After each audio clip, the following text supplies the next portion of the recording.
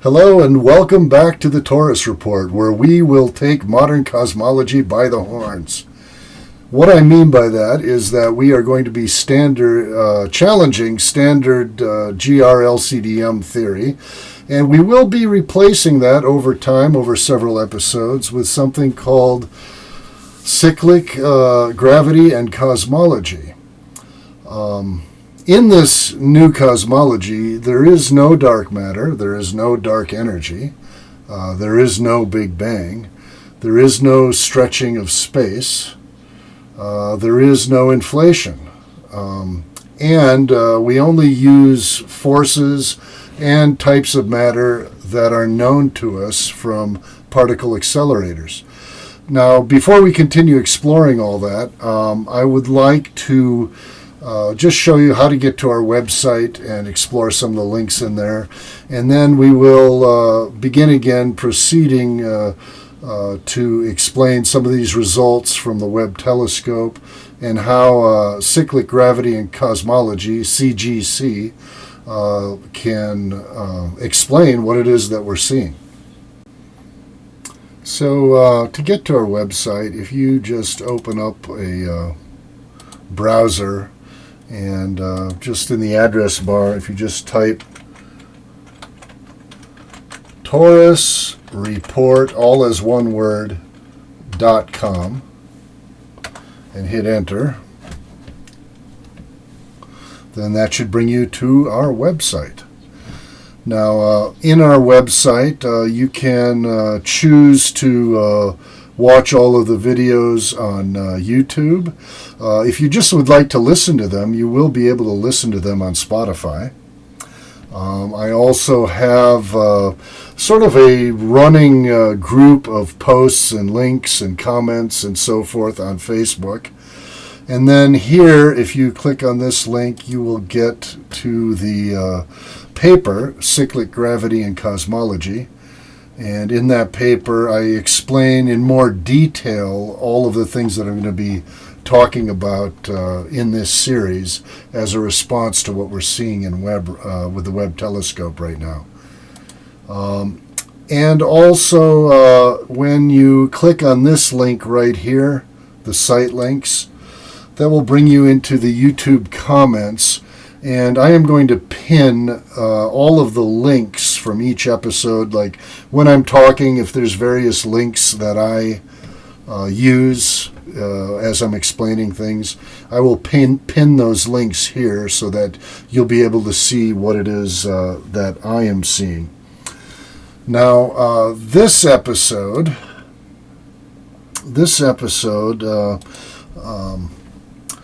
what I would like to look at in this episode is going to be explaining how did the Big Bang get to be the dominant view in modern cosmology. We had various competing views before that. There was a static universe, the idea that the universe has been kind of the same for eons. And I'm kind of proposing something that's kind of a compromise, I guess, sort of static, but not completely static, and we will get to that.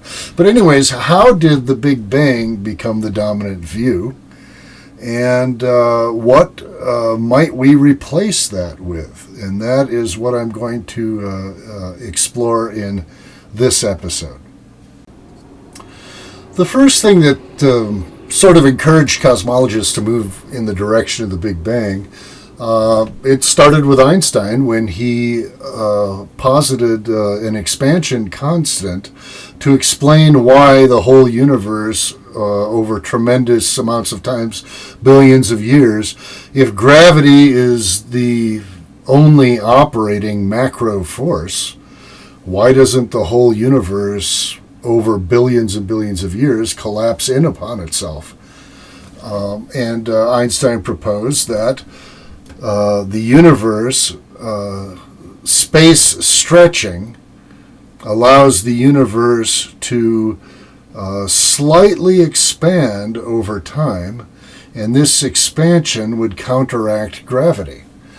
And This seemed more plausible because general relativity first introduced the idea of stretching space. And so once you posit the idea of stretching space, it seems plausible that you might be able to claim that the universe, space itself, might stretch at a constant rate over time, and that counteracted gravity. Now, when Hubble, he was an astronomer that discovered that most distant galaxies, when we look out into the universe, most of them are redshifted. The light is stretched from what it would normally be, which means kind of one of two things are possible. I actually think there's three different things possible, but one of two things in standard cosmology would be possible at that point. If most of the galaxies are redshifted, that means that they're either accelerating away from us.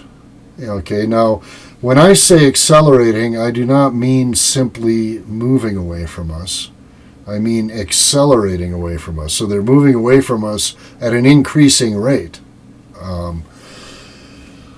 Or space itself is stretching.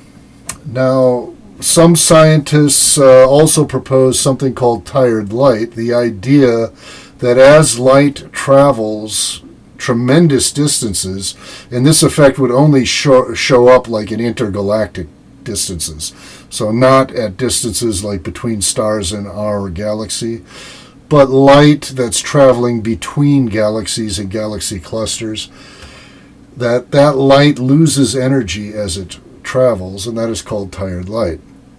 Now, tired light as the sole explanation for this redshifting has been disproven to my satisfaction, and we will go into some of that research a little bit later when we go a little bit more in depth on the cosmic microwave background radiation. But so while I believe that tired light has been disproven as the only explanation, I do believe that tired light does make a contribution. In other words, I believe that light does lose energy over great distances, but not enough energy to account for all of the redshift that we're seeing.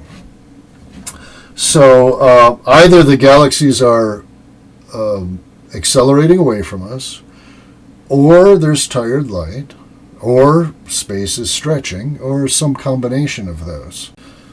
So if one borrows from GR the idea of space stretching and says that going forward in time, space, our universe is constantly stretching like that, then one logically would assume that as you go back in time, the universe would get closer and closer together and hotter.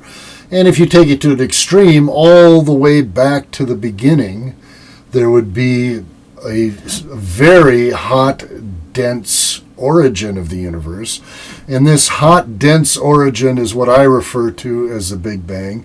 There's recently been some controversy over very precise definitions, and so I'm not going to attempt to precisely define it because I don't want to get kind of sidetracked into all those debates about the precise definition. So I am just defining it as a time when the universe was hotter and denser, or super hot or super dense, and I'm just calling that rough direction or area, I'm calling that the Big Bang, to simplify things. So if that did in fact, if that really was the past, then this man here, Ralph Alpher, I think in 1948, he proposed that this exists, the cosmic microwave background radiation. And this is sort of, for me it took me a while to understand this, and so I'm going to take a little time to kind of explain why modern cosmologists believe that this is a relic of the Big Bang. And to do that, I'm going to use this excellent analogy, and I will include the link in the comments, as I said. So I found this on ResearchGate, uploaded by Charlie Lineweaver.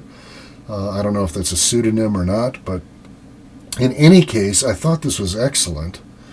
And this kind of explains it very well. So imagine that all of these little gray circles here, okay? Imagine that you're in an infinite field of people screaming, okay? So each of those is somebody's head and they're screaming. So you're in this field, and it's an infinite field, so the people are going on and on and on and on forever in all directions, right? And they're all screaming, okay? And then at a certain point in time, let's call it at the time of the Big Bang, at that point in time, they all stopped screaming at once. They all stopped screaming.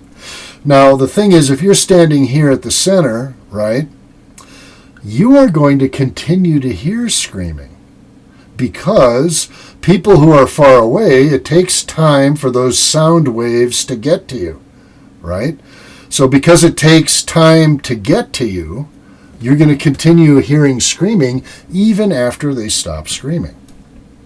And if it's an infinite field, right, if it's an infinite field, then even though they all stopped screaming at exactly the same time, you would keep hearing sound forever, right? Because if it's an infinite field, then somebody from way out here, his scream is going to arrive to you later, even though he stopped screaming quite some time ago, right?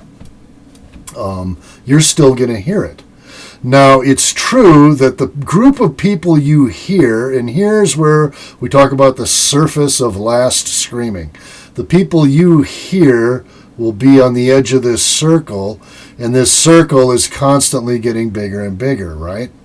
So you'll hear these guys right at the beginning, and then they'll stop. But when they stop, the people in the next layer, if you can imagine another circle further out, that layer will be coming to you. And when they stop screaming, there'll be people who are further away, and you'll imagine an even bigger circle, and then those people will be coming, their scream will be coming to you. And so you'll be constantly hearing this scream, and it's kind of like a background scream, you might call it. And the cosmic microwave background radiation is sort of like that. It's like light from the Big Bang arriving to us constantly, right? Even though it stopped a long time ago. Well, now maybe you're saying, though, wait a minute. If you're saying that the Big Bang happened at a certain place and time, and that light is just arriving to us now, wouldn't the scream or the light from that event, it would just last a certain amount of time? How does it make sense that it's just a constant stream and it never ends? And I'm going to try and explain that a little bit with a little bit of diagramming. So I'll go to a diagram. And the thing that makes it tricky is the stretching universe. The only way that it makes sense is if you understand the universe under constant expansion. Then it starts to make sense. If you understand that our position in space, whatever our position is, was at the Big Bang, but we've been constantly expanding. And so I'll try to diagram that out for a couple minutes here. The key is understanding that we were all at the Big Bang. Now, I don't mean that I'm 13.8 billion years old. What I mean is that our particular position in space, this position we're in right now, like if this was the Big Bang, and let's say our position is here, right? This position we're at right now was at the Big Bang, and as space stretched over the course of, 13.8 billion years, as space stretched and the cosmos, the universe got bigger and bigger, maybe our position in this modern time is, let's say, here, right? we're in the kind of the same relative position that we were in at the beginning of the Big Bang. And because space is stretching, it allows light from different places in the universe to arrive at us at different times. So it allows light from different places of the universe to arrive at us at different times, which means that we are sort of, in a way, we're in this situation, okay, where all of these different places here, instead of thinking of them as heads of people screaming, think of them as all the different places in the universe that light from the Big Bang can arrive to us, even though our position was at the Big Bang, along with all these other positions, right? Because of the stretching of space, then light can arrive at vastly different times. And so that's why we get this when we look at the sky. And what this is a picture of the whole sky looking in the infrared. And coming from the whole sky, all directions, we have this arriving radiation. And that is called the cosmic microwave background radiation. And modern cosmology thinks of it as the afterglow of the Big Bang. Now, the first person to propose this was Ralph Alpher, like in 1948, he first proposed this. Now, the interesting thing is that two researchers in the 60s, I'll talk about them next, they actually found it. Okay, so this guy, Mr. Alpher, he proposed that we might be detecting an afterglow from the Big Bang coming from all directions in the sky, right? And then a short time after that, some researchers actually found such a signal, and that was considered very strong evidence to confirm a prediction by the Big Bang theory.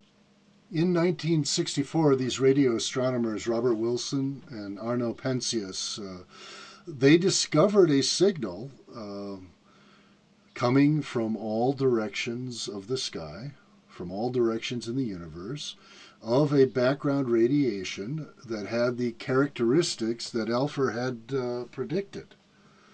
And so it seemed that the Big Bang, the idea of the Big Bang, was confirmed by this because this is a prediction that came true.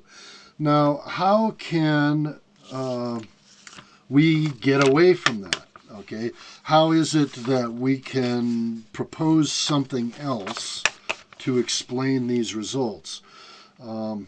So the first thing I would like to explain is how it is that light can be redshifted the way that it is. And then the second thing that I would like to explain is how it is that we have the cosmic microwave background radiation, the CMB. First, as I said, why is the light redshifted? I propose with CGC that gravity under certain circumstances is repulsive.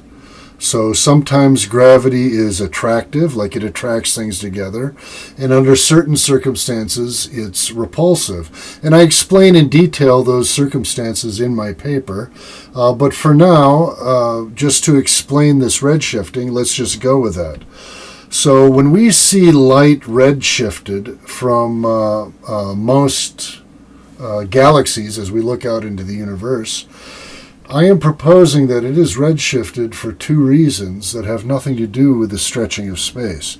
The first reason is that most galaxies are, in fact, accelerating away from each other, and that is the cause of the redshift. I also propose that part of the redshift, as I said, the entire redshift cannot be caused by tired light. That has been disproven. But I propose that part of the redshift, tired light is responsible for part of the redshift. Now in CGC, the universe is eternal, and it is gently expanding and contracting. It goes through alternating periods of expansion and contraction. And when it goes into contraction, it does not go to the extent of a Big Bang. That's not what I'm saying. I'm saying that there's periods of contraction where the universe gets closer together. It still retains its structure. You still have galaxies, clusters, star systems, all of that stuff. And then it has periods of expansion. And we are in a period of expansion right now, and that expansion, along with tired light, is the cause of the redshift. Now, there are other things to consider besides the ones that I've mentioned, and we will get to all of them in due time. So if it's not the Big Bang, where does the CMB come from? Now, because CGC presents the universe as forever expanding and contracting, like alternating, like here's the universe at a small phase, and then it expands out, and the universe becomes large, right? And then it contracts. And CGC explains why this happens. It is not an arbitrary thing that gravity behaves this way. And that's one of the beauties of it, is that nothing is arbitrary. It is based on the forces that we know, and there's a good reason why it should do this expanding and contracting. So the universe contracts, gets smaller, expands, gets larger, contracts, and it just alternates like that forever. However, in the outer reaches of the universe is intergalactic medium, but I have to be clear here because it has been confusing to some, because some, when I use the phrase intergalactic medium in this context, they assume that I am, like, say, here's a galaxy, here's a galaxy, here's a galaxy, here's a galaxy. They assume that I'm talking about the medium in between individual galaxies, and I am not. I'm referring to a portion of the intergalactic medium that is outside of all galaxies, and I am claiming that that is going to be filled with well, I'm not sure if it's neutral gas or if it's plasma, but it is filled with gas or plasma of some sort. So I am claiming in these outer reaches where there are no stars, no galaxies, and it would be completely dark, you have gas and plasma out here.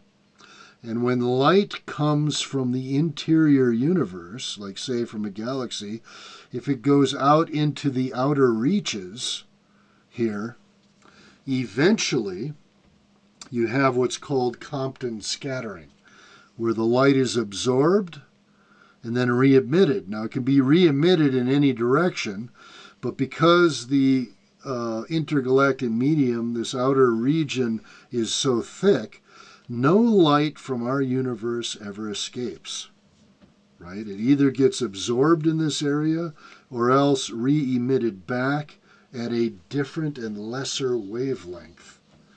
Now, one of the reasons why cosmologists will think it's coming from the Big Bang is because it is not starlight. It does not have the same black body profile as starlight, and that needs to be explained. And so I explain it by positing that light goes into this layer, and I'm not sure what to call this, the outer universe layer. I call it intergalactic medium, but as I said, sometimes that same phrase is used for stuff in here, and I think that this may be a different sort of thing. But in any case, I think that observations are consistent with it originating in starlight, going into this intergalactic medium, and having Compton scattering. And Compton scattering is where light is absorbed by material and then re-emitted at a different wavelength. If it's a lower wavelength, it's called Compton scattering. If it's a higher wavelength, it's called reverse Compton scattering. and then it comes back to us. And this signal that we're receiving from all regions of the sky, that is the CMB. That is my explanation for the CMB. And about now, I would say that for professional cosmologists and astrophysicists, they might be saying stuff like, oh, what about deuterium abundances? What about the power spectrum of the CMB? And that's just the beginning. All of cosmology, there's a whole raft, a whole host of various interlocking things to explain. And so we've really just kind of scratched the surface right now. But in following episodes of the Taurus Report, I am going to deal with every single one of these kinds of objections that I can get a hold of. And step by step, try to prove to you that the cosmology presented by CGC, cyclic gravity and cosmology, that it is going to be over time proven correct, and it is consistent with what we're seeing with the James Webb Space Telescope. Thank you very much for watching, and we will see you again next week. Bye for now.